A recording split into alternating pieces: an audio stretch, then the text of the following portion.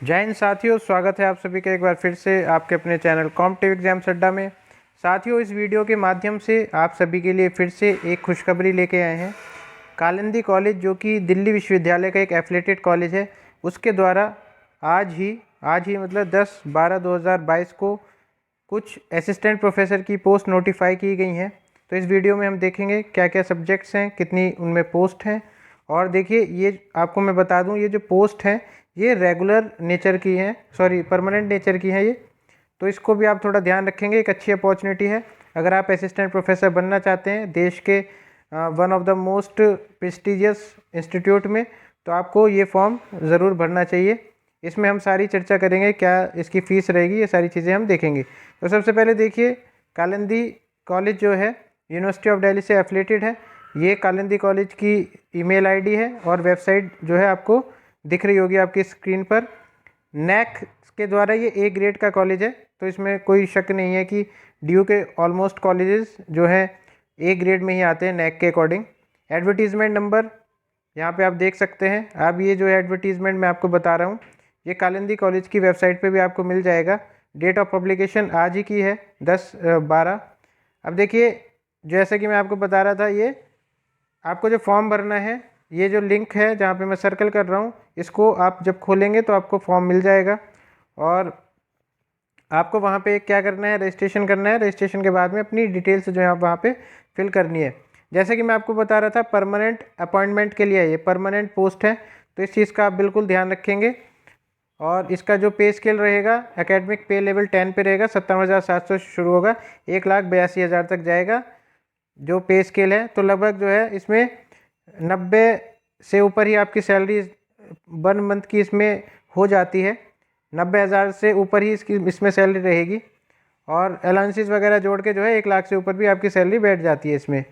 अब इसकी जो लास्ट डेट है वो है 26/12/2022। 26/12 तक आप इसको फॉर्म को भर सकते हैं। और इसमें जो वेबसाइट रहेगी कॉलेज की वेबसाइट, वो ये है www.kalindicollege.in। और ड्यू की वेबसाइट पे भी आप जाके इसको देख सकते हैं। तो जैसे कि आपको पता है, मैं बता भी रहा था कि कालिंदी कॉलेज जो है ड्यू का एफिलेटेड कॉलेज है, इसलिए ड्यू की वेबसाइट पे भी ये एडवर्टीज़मेंट आपको मिल जाएगा। अब देखिए, जो पर्सन्स विद बेंचमार्क डिसेबिलिटीज़ हैं वो कैंडिडेट्स कॉलेज को अप्रोच कर सकते हैं। किसी भी फॉर्म में अगर भरने में दिक्कत हो रही है एप्लीकेशन फॉर्म के लिए, तो वो अप्रोच कर सकते हैं कॉलेज को। अब देखिए, इसमें देख लेते हैं कौन कौन से सब्जेक्ट्स में कितनी वैकेंसीज़ हैं उसके बारे में। और इसमें जैसे कि मैंने आपको बताया, ये सारी चीज़ें तो बता दी हैं। पे स्केल क्या है और लास्ट डेट जो है 26 दिसंबर है, तो आप इसको ध्यान रखेंगे। अब देखिए, इसमें मैं आपको सब्जेक्ट्स में कितनी वैकेंसीज़ है वो बता देता हूँ। ये सब्जेक्ट्स हैं, ये टोटल वैकेंसीज़ हैं। तो देखिए, बॉटनी में जैसे 9 वैकेंसी हैं, केमिस्ट्री में 11 वैकेंसी हैं, कॉमर्स में 4 वैकेंसी हैं, कंप्यूटर साइंस में काफ़ी अच्छी वैकेंसी है 10, इकोनॉमिक्स में 11 वैकेंसीज़ हैं, इंग्लिश में भी अच्छी वैकेंसीज़ है 14, जर्नलिज्म में 8 वैकेंसी है, एनवायरमेंटल साइंस में 3 वैकेंसी हैं, ज्योग्राफी में 13 हैं, हिंदी में 12 हैं, हिस्ट्री में 9 है और मैथमेटिक्स में 11 वैकेंसी है।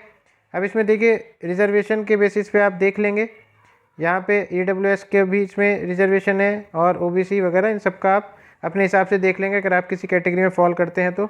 इसके अलावा देखिए, म्यूज़िक में 1 वैकेंसी है और ये वैकेंसी जो है जनरल नेचर की है। फिजिक्स में 7 वैकेंसीज़ हैं, पॉलिटिकल साइंस में 6 वैकेंसी हैं, संस्कृत में 6 हैं, जूलॉजी में 7 वैकेंसी है। अब देखिए, इसमें जहाँ पे आपको स्टार मार्क दिख रहा होगा, जैसे मैथमेटिक्स, इकोनॉमिक्स, इंग्लिश और फिजिक्स, इन सब का मतलब क्या है इस स्टार मार्क का? इसका मतलब है कि backlog vacancy in marked for SC1 ST1 category in the department of English and SC category each in the department of economics, mathematics and physics. तो यहाँ पे जो है एक एक वैकेंसी जो है बैकलॉग वैकेंसीज हैं। जैसे मैं आपको एग्जांपल बता देता हूँ। यहाँ पे फिजिक्स की बात हुई है, तो फिजिक्स में SC कैटेगरी में जो है कि ये जो वैकेंसी है बैकलॉग वैकेंसी है, तो इसको आप बिल्कुल ध्यान रखेंगे। और इसी तरीके से इंग्लिश में जो है SC और ST एक एक वैकेंसी जो है वो बैकलॉग नेचर की है।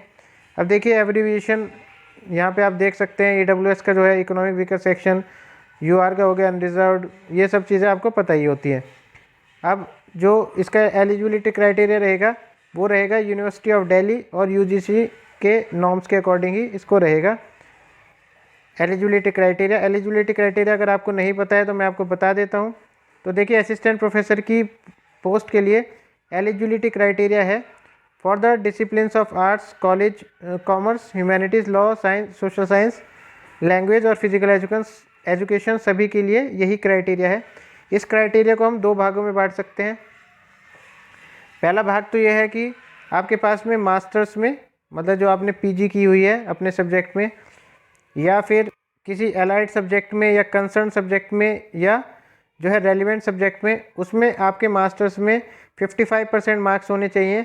या फिर आपने ऐसी कोई इंस्टीट्यूट से किया है जहाँ पे CGPA या ग्रेडिंग सिस्टम होता है, तो वो ग्रेडिंग सिस्टम एटलीस्ट 55% के इक्विवेलेंट होना चाहिए। तो ये चीज़ आप बिल्कुल ध्यान रखेंगे। दूसरी कंडीशन जो है वो नेट की कंडीशन है। नेट आपका क्वालिफाई होना चाहिए। नेट जो एग्ज़ाम होता है, नेशनल एलिजिबिलिटी टेस्ट, जो कि UGC और CSR द्वारा कंडक्ट कराया जाता है, तो उसको आप देख लेंगे। अब देखिए, इसमें कुछ एक्सेप्शंस हैं। एक्सेप्शंस का मतलब है कि ये 55% का जो क्राइटेरिया है, क्या सभी के लिए है? तो देखिए, ये सभी के लिए नहीं है, इसमें कुछ रिलैक्सेशन रहेगा, वो मैं आगे बताऊंगा। नेट क्या सभी के लिए है? तो इसमें भी देखिए रिलैक्सेशन रहेगा। अब देखिए, दूसरा जो क्राइटेरिया वो है, किसी कैंडिडेट ने अगर PhD डिग्री की हुई है किसी फॉरेन यूनिवर्सिटी से, इंस्टीट्यूट से, जो कि टॉप 500 रैंकिंग के अंडर आता है वर्ल्ड यूनिवर्सिटी रैंकिंग में, और ये जो रैंकिंग है ये किसके द्वारा निकाली गई होनी चाहिए? क्वार्टरली साइमंड्स, मतलब DU की जो कॉलेज के लिए आप अप्लाई कर सकते हैं, वो इन इंस्टीट्यूट्स की जो लिस्ट रहेगी उसी को मानेगा। तो जैसे क्वार्टरली साइमंड्स जो है उसके द्वारा निकाली होनी चाहिए, या टाइम्स हायर एजुकेशन, जिसको THE बोल देते हैं, academic ranking of world universities, ARWU, जो कि संघाई जियाओ टोंग यूनिवर्सिटी द्वारा निकाली जाती है। इनके द्वारा जो लिस्ट निकाली गई होगी वो DU, अगर आपका जो है PhD फॉरेन यूनिवर्सिटी से है, तो फिर आपके जो है टॉप 500 के अंदर होना चाहिए इंस्टीट्यूट। तो ये चीज़ इसमें बताई गई है। अब देखिए, इसमें जो एलिजिबिलिटी है इन जो सब्जेक्ट्स हैं, music, performing arts, visual arts, other traditional Indian arts form like sculpture, तो इनके लिए एलिजिबिलिटी है। म्यूज़िक के लिए देख लेते हैं। तो म्यूज़िक के लिए एलिजिबिलिटी है कि मास्टर्स डिग्री 55% या फिर कोई इक्विवेलेंट ग्रेड होनी चाहिए। ये जो है ये तो सेम है जो और के लिए भी। और इसके बाद में देखिए, candidates must have clear the net conducted by UGC CSIR, और इसमें एग्जाम्पशन रहेगा किसके लिए? From the net shall be granted in accordance with clause 2 और क्लॉज 3, जो ऑर्डिनेंस है वहाँ पे एग्जाम्पशन रहेगा, वो मैं एग्जाम्पशन आपको बताऊँगा। इसके बाद में देखिए, ये जो एलिजिबिलिटी क्राइटेरिया है इनको आप थोड़ा सा देख लेंगे, स्टॉप करके वीडियो को, या इसका जो है आप स्क्रीनशॉट ले लेंगे। अब देखिए, एक एक सब्जेक्ट का बताएंगे तो काफ़ी दिक्कत हो जाएगी। अब इसमें एक चीज़ क्या है जो मैं आपको बता रहा था कि नेट क्या सभी के लिए मान्य है क्या, तो इसमें कुछ रिलैक्सेशंस हैं कुछ कैंडिडेट्स को। जैसे कि ऐसे कैंडिडेट जिनको PhD डिग्री मिली हो यूनिवर्सिटी ग्रांट कमीशन के minimum standard and procedure for award of MPhil PhD degree regulation 2009 के अकॉर्डिंग, या यूनिवर्सिटी ग्रांट कमीशन के minimum standard procedure for award for MPhil PhD degree regulation 2016 के according, अगर उनको जो है PhD डिग्री मिली है तो उनके लिए क्या रहेगा? उनके लिए नेट का एग्ज़ाम एग्जेम्प्टेड रहेगा, मतलब उनके पास नेट भी नहीं है तो वो इस फॉर्म को भर सकते हैं। इसके अलावा देखिए, ऐसे कैंडिडेट्स जिन्होंने रजिस्टर्ड किया है MPhil PhD प्रोग्राम में 11 जुलाई 2009 से पहले, तो वो भी क्या है? एग्जेम्प्टेड रहेंगे वो और उनके पास में देखिए अभी PhD कंप्लीटेड है उनकी, तो वो भी एग्जेम्प्टेड रहेंगे नेट एग्ज़ाम से। अब देखिए, उनकी PhD जो है किस तरीके से होनी चाहिए, ये आप देख सकते हैं कि रेगुलर मोड में होनी चाहिए। दो एटलीस्ट दो जो है एक्सटर्नल एग्जामिनर होने चाहिए। जो वाइवा होता है वो PhD का वो ओपन वाइवा होना चाहिए। इसके अलावा देखिए 2 रिसर्च पेपर होने चाहिए, और ये सारी चीज़ें आप देख सकते हैं। तो ये भी नेट के लिए एग्जेम्प्टेड रहेंगे, और नेट के लिए वो कैंडिडेट्स एग्जेम्प्टेड रहेंगे जो कि जिन भी डिसिप्लिन्स में, जिन भी सब्जेक्ट्स में नेट कंडक्ट नहीं कराया जाता। इसके अलावा देखिए, जो मिनिमम क्राइटेरिया था 55% का, उसमें रिलैक्सेशन क्या है? 5% का रिलैक्सेशन है उन लोगों के लिए जिनके मास्टर्स में जो है उनकी जो रिजर्वेशन है SC ST या OBC में जो नॉन क्रीमी लेयर के हैं, या जो persons with benchmark disability PWBD category में आते हैं, उनके लिए 5% का रिलैक्सेशन रहेगा। और 5% का रिलैक्सेशन उन लोगों के लिए भी रहेगा, 5% का रिलैक्सेशन उनके लिए भी रहेगा 55% से 50% तक, जिन्होंने क्या किया है उन पीएचडी डिग्री होल्डर्स के लिए जिन्होंने मास्टर्स डिग्री ऑब्टेन की है 19 सितंबर 1991 से पहले। तो 19 सितंबर 1991 से पहले जिन्होंने अपनी मास्टर्स डिग्री कंप्लीट कर ली है, तो उनको भी क्या रहेगा, 5% का रिलैक्सेशन रहेगा। तो ये सारी चीज़ें आप देख सकते हैं। इसके बाद में देखिए एक इम्पॉर्टेंट चीज़ क्या रहेगी, इम्पॉर्टेंट चीज़ रहेगी कि आपकी फ़ीस कितनी होने वाली है। तो जैसे कि ड्यू के मोस्ट ऑफ द कॉलेजेस में 500 रुपये फ़ीस होती है, जनरल कैटेगरी के लिए, ओबीसी के लिए, ईडब्ल्यूएस के लिए, और कोई भी फ़ीस नहीं होती SC ST PWBD women candidates के लिए।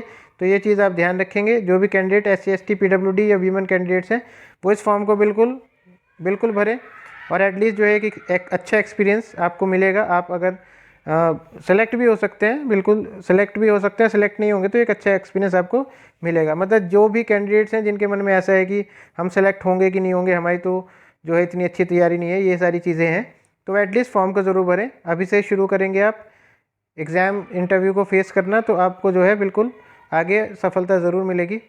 इसके बाद में ईमेल आईडी जो है कॉलेज की वो आप नोट कर लीजिए, कोई इशू आता है तो आप इस पर कर सकते हैं।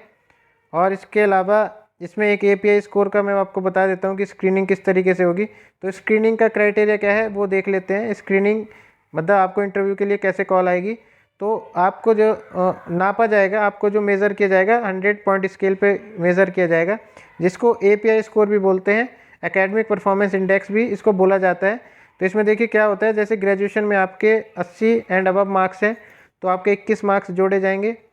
पोस्ट ग्रेजुएशन में 80 एंड अबव परसेंटेज है आपकी, तो आपके 25 मार्क्स जोड़े जाएंगे। जिनके जो है 60 से 80 के बीच में उनके 23 मार्क्स जोड़े जाएंगे। अगर आपने एमफिल एमटेक एलएलएम एमएड ये किया हुआ है तो 60% से ऊपर मार्क्स हैं उसमें, तो 7 नंबर जोड़े जाएंगे। पीएचडी के लिए आपको 25 मार्क्स मिलेंगे, नेट जेआरएफ के लिए 10 मार्क्स मिलेंगे, नेट के लिए सिर्फ 8 मार्क्स मिलेंगे। और यहाँ पे देखिए अगर नेट और जेआरएफ दोनों हैं तो 10 मार्क्स मिलेंगे। अब देखिए रिसर्च पब्लिकेशन के 2 मार्क्स मिलते हैं, अगर आपका रिसर्च पब्लिकेशन जो है पीयर रिव्यूड या यूजीसी लिस्टेड जर्नल में है तो, और मैक्सिमम 6 मार्क्स मिलते हैं। इसका मतलब है कि 3 रिसर्च पब्लिकेशन अगर आपके हैं तो आपको पूरे मार्क्स मिल जाएंगे 6 के 6।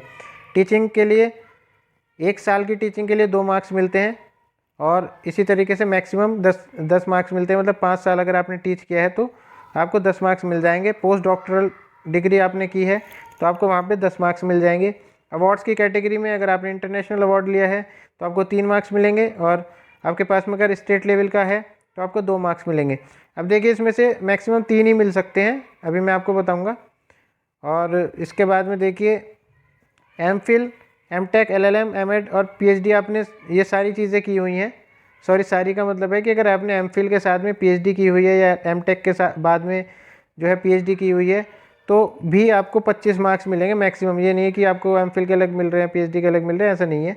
नेट जेआरएफ के लिए आपको मैक्सिमम 10 मिलेंगे, अवार्ड कैटेगरी के लिए आपको 3 मार्क्स मिलेंगे, ये आप बिल्कुल ध्यान रखेंगे। एकेडमिक स्कोर जो रहेगा 84 मार्क्स के प्रोपोर्शन में बनेगा, और रिसर्च पब्लिकेशन में आपको 6 मार्क्स मिलेंगे, टीचिंग में 10 मिलेंगे। इसी तरीके से 100 मार्क्स आपका एपीआई स्कोर बनेगा।